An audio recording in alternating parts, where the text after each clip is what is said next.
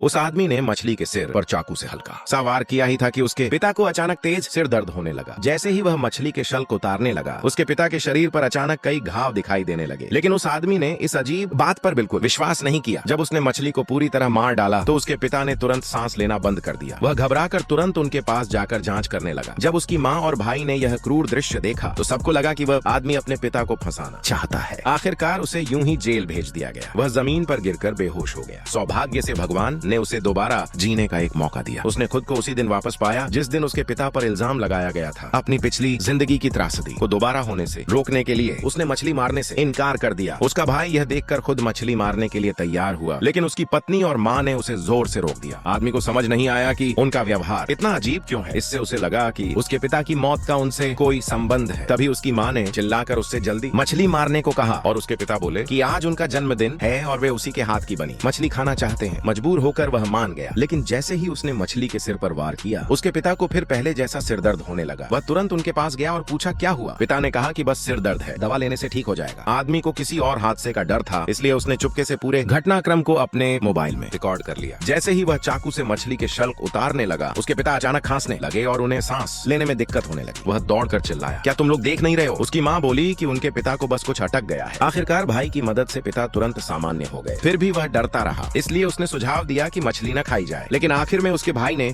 खुद मछली मारने का फैसला किया। जब उसने देखा कि उसके पिता ठीक हैं, तो वह शांति से उनके लिए मछली पकाने चला गया। मगर मछली खाने के बाद उसके पिता ने अचानक टमाटर का रस उगल दिया। आदमी को कुछ भी समझ नहीं आ रहा था। बाद में पुलिस घर आई और जांच की। जांच में पता चला कि किसी ने खाने में जहर मिलाया था। सबको लगा कि वही आदमी कातिल है। उसने अपना मोबाइल निकालकर साबित करना चाहा कि उसने ऐसा नहीं किया, लेकिन फोन में दिखा कि जहर उसी ने मिलाया था। उस समय वह अपने बचाव में कुछ भी समझा नहीं सका।